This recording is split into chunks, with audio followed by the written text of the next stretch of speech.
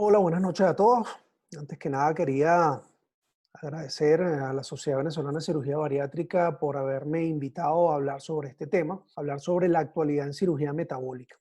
En nombre de pues, el Centro Integral para el Tratamiento de la Obesidad y todo nuestro equipo, pues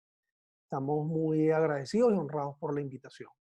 Como ya todos sabemos, la cirugía metabólica a través de la modificación del aparato digestivo y a través de diferentes mecanismos de acción va a lograr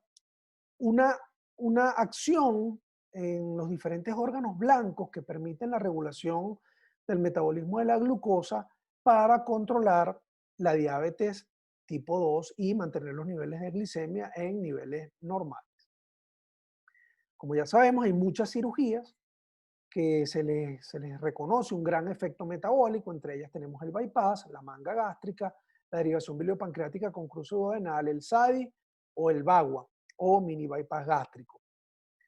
A través de diferentes mecanismos, algunos tienen, digamos, son más poderosos o generan una acción más poderosa en los diferentes mecanismos que otros, pero en general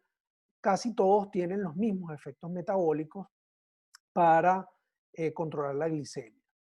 Pero no hemos podido dar con ese famoso santo grial, no hemos podido dar con esa cirugía metabólica que sea definitivamente la mejor y que sea definitivamente la que le tenemos que hacer a todos nuestros pacientes. En función de la creación de una reunión entre diferentes sociedades científicas como SOPSIVAN, AVESO, la Sociedad Venezolana de Medicina Interna y la Sociedad Venezolana de Endocrinología y Metabolismo, se decidió hacer unas guías de recomendaciones clínicas para las cuales tuvimos que recibir un entrenamiento que nos permitiera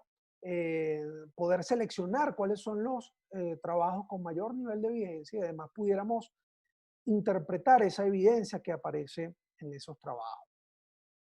En función de esto, pues buscamos cuál era la mejor evidencia que existía en la literatura para analizarla y tenemos que partir del principio de que hay muy pocos trabajos de alto nivel de evidencia, son muy pocos los trabajos que se consiguen aleatorios controlados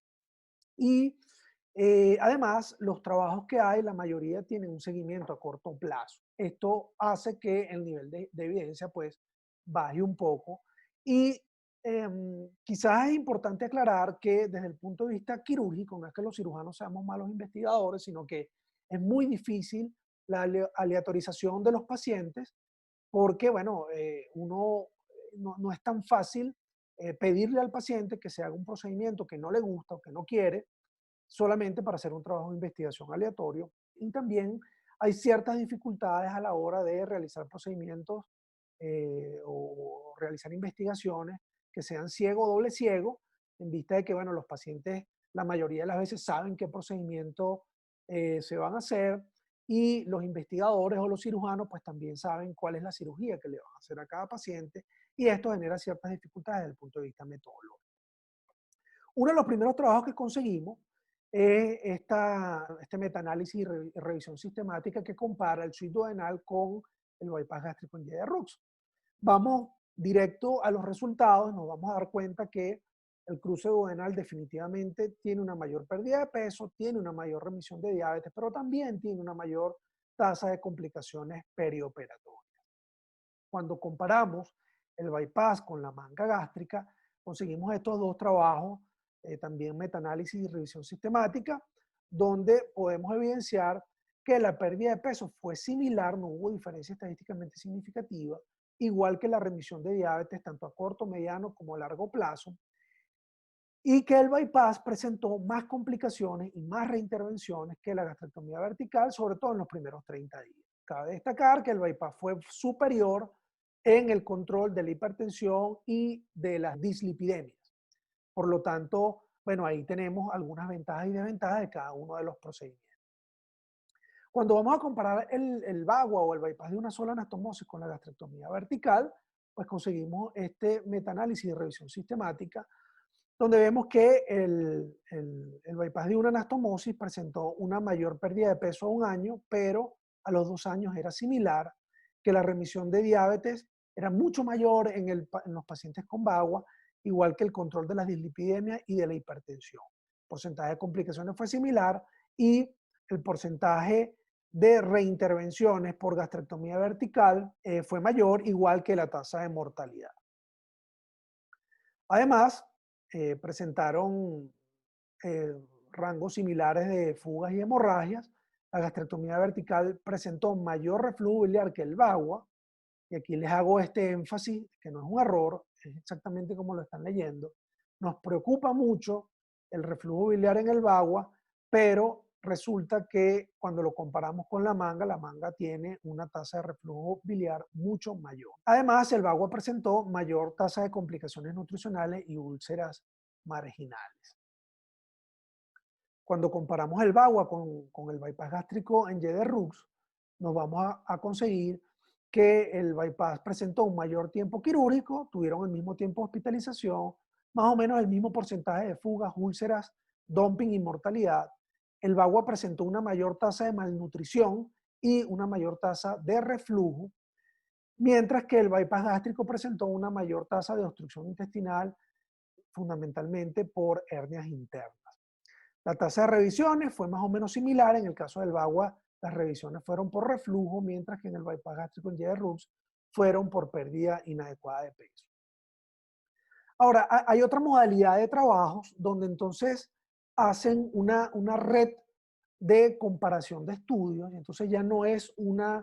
metaanálisis clásico donde comparan un procedimiento con otro, sino que en este network metaanálisis hacen una comparación de todos los procedimientos que existen, y entonces aquí vemos un estudio un poco más complejo donde vemos las diferentes conexiones entre los diferentes tipos de procedimientos. Vemos que el grosor de la línea pues va a representar la cantidad de trabajos, y bueno, la línea punteada o la línea continua va a representar en función de hacia dónde se dirige la tendencia. Cuando se hace este tipo de trabajos, se puede calcular un valor que se llama Sucra Value, que va a permitir realizar como una gradación o un rango de efectividad versus complicaciones. Y cuando vemos este rango, pues el resultado es bien interesante, porque evidentemente el procedimiento más efectivo fue la derivación biliopancreática, seguido por el mini bypass gástrico o el bypass de una sola anastomosis, luego el bypass gástrico en Y de Rux, luego la gastrectomía vertical, luego el tratamiento médico y de último, por debajo del tratamiento médico, los bypass duodeno-yeyunales que se hicieron inicialmente, que hoy por hoy ya sabemos que no funcionan. Es importante destacar que más o menos en este orden, si quitamos este de aquí, pero a partir de acá, del tratamiento médico, exactamente en este orden también es la tasa de complicaciones, pero en sentido inverso. Es decir, tratamiento médico tiene menos complicaciones que la manga gástrica tiene menos complicaciones que el bypass y el VAGUA tienen la misma probabilidad de complicaciones, y la derivación biliopancreática es la que tiene mayor cantidad de complicaciones. Entonces estamos en este dilema de que los mejores procedimientos son los que tienen más complicaciones y los que menos resultado tienen son los que menos complicaciones tienen. Tenemos otra red de metaanálisis un poco más reciente, del 2019, donde vemos, bueno, que hay pues, más o menos lo mismo, se hace una interconexión, se incluyeron más procedimientos, vemos cómo la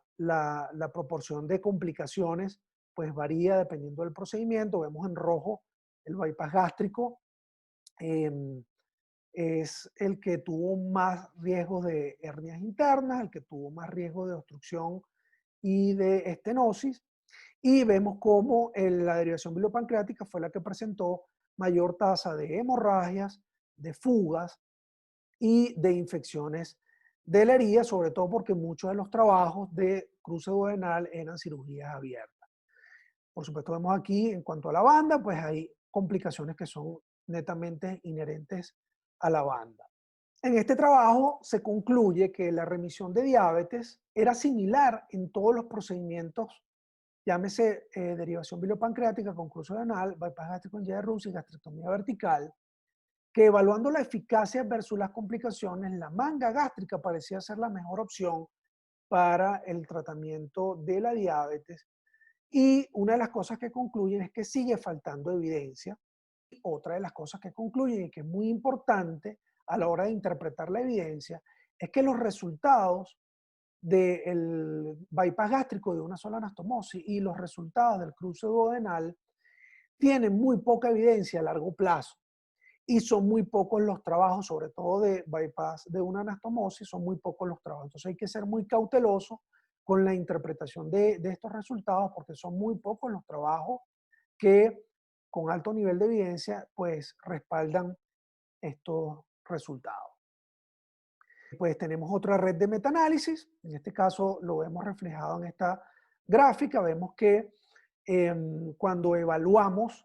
el porcentaje de remisión de, de diabetes en en todos los tiempos, en todas las duraciones de seguimiento, el mini-gastric bypass fue el que tuvo mejores resultados, seguido de la derivación biliopancreática. Aquí no hubo diferencias significativas, sin embargo, hay una diferencia importante con respecto a la manga, al bypass.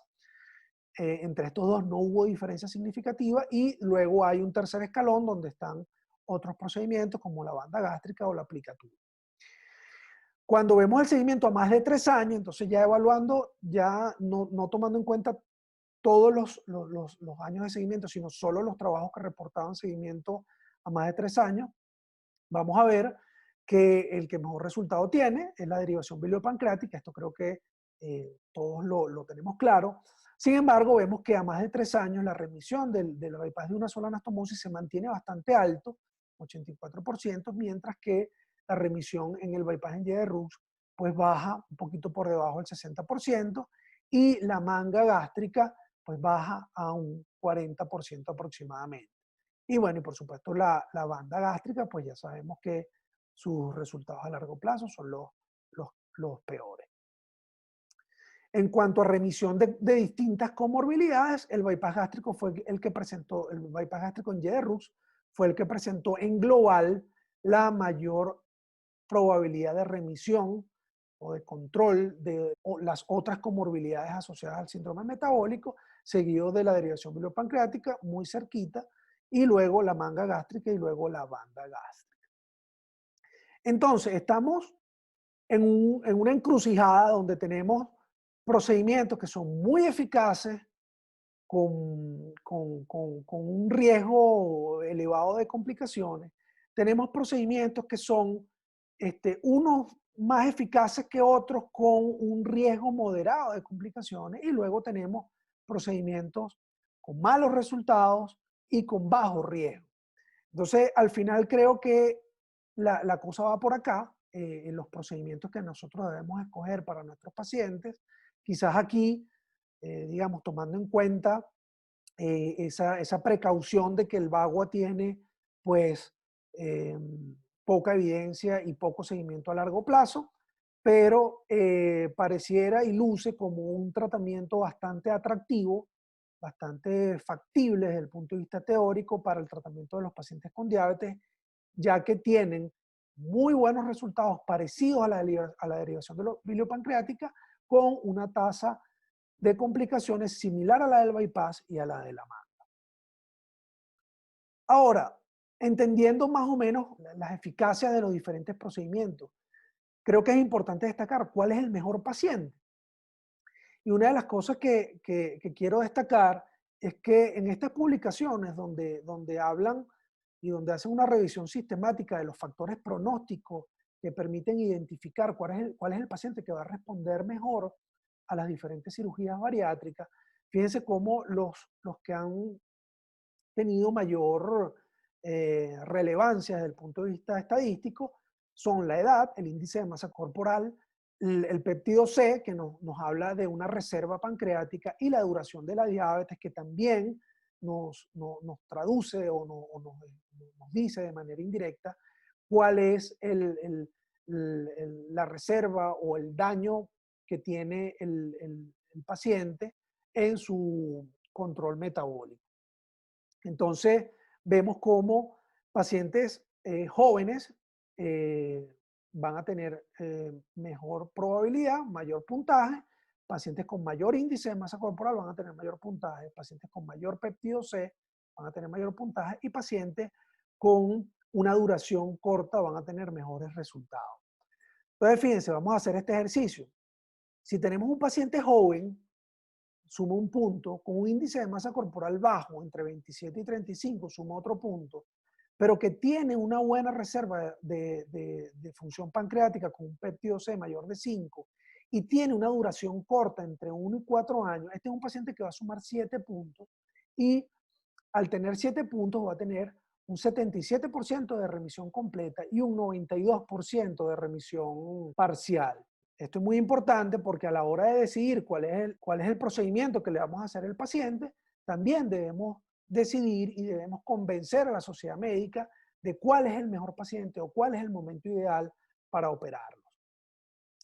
Aquí vemos cómo en esta otra escala, publicada en el 2016, vemos donde toman en cuenta también los años, la edad del paciente, la hemoglobina glicosilada como elemento de control de glicemia,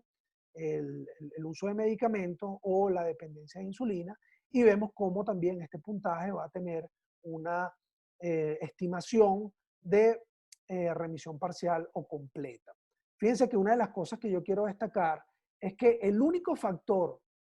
que suma 10 puntos y que obviamente al tener más puntaje vamos a tener menor probabilidad de remisión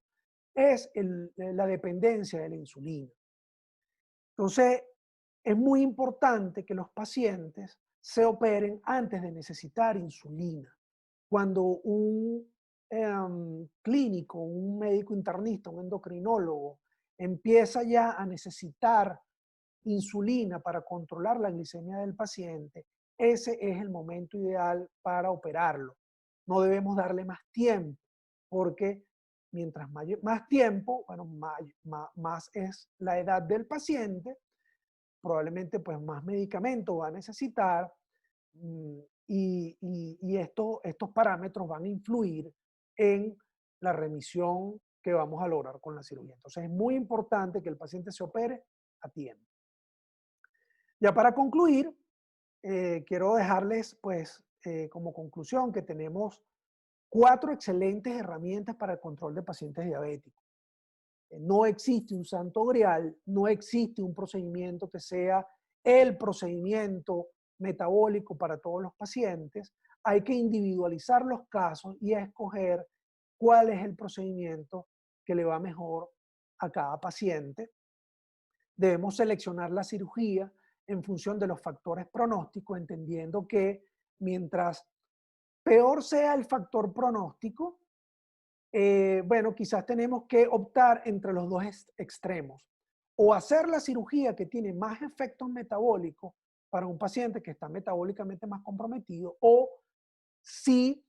vamos a hacer la cirugía que menos efectos metabólicos tiene, pero que menor tasa de complicaciones tiene. Ahí estamos entre esa dualidad. Si tú crees que tienes un paciente que puedes controlarlo con un procedimiento como el cruce duodenal o como el VAGUA, pues vale la pena hacerlo, pero si creemos que ya el paciente no tiene suficientes reservas como para responder de manera adecuada a un procedimiento metabólico, entonces quizás podemos hacerle una manga gástrica que va a permitir que el paciente pierda peso, que disminuya la restricción calórica y que sea más fácil el control de la diabetes. Probablemente no vamos a lograr la remisión, pero vamos a lograr un control más fácil. Además, hay que tomar en cuenta las condiciones que tomamos en cuenta normalmente para la cirugía bariátrica. Por ejemplo, si el paciente tiene reflujo gastroesofágico, no debemos hacerle una manga. Pacientes que tienen posibilidades de suplementación nutricional, es decir, a un paciente que no puede adquirir las vitaminas y los suplementos nutricionales, no debemos hacerle un cruce duodenal o incluso un VAGUA. Pacientes con patologías biliares donde necesitemos el acceso a la vía biliar por vía endoscópica, entonces no debemos hacerle un bypass en Rux ni un VAGUA. Y bueno, etcétera, pues las otras condiciones que normalmente tomamos en consideración. Es importante destacar que los procedimientos cuyo principal mecanismo es la malabsorción, como el cruce duodenal y el VAGUA, tienen una mayor probabilidad de remisión, ya lo comentamos, pero también tienen una mayor probabilidad de complicaciones nutricionales y esto también hay que tomarlo muy en cuenta para la toma de decisiones. Esta alerta la hago siempre que puedo. Es importante aclarar que los resultados que conocemos y los resultados que están publicados en los trabajos que yo les presenté es con las técnicas estándares. Es decir, no podemos esperar tener los mismos resultados de un bypass gástrico en Y de Rux o de un BAGUA si a un paciente, por tener un índice de masa corporal bajo, le hacemos una anastomosis más amplia o le hacemos un reservorio más amplio o le hacemos una longitud de asas más corta. Creo que es muy importante alertar a todos los que están viendo esta conferencia a que si vamos a modificar la técnica, es probable que no tengamos los mismos resultados. Y eso hay que tomarlo en cuenta, sobre todo cuando operemos pacientes que tienen índice de masa corporal bajo. Bueno, en nombre de nuestro equipo, nuevamente les damos las gracias y esperamos que esta conferencia haya sido útil y les haya parecido interesante. Muchas gracias.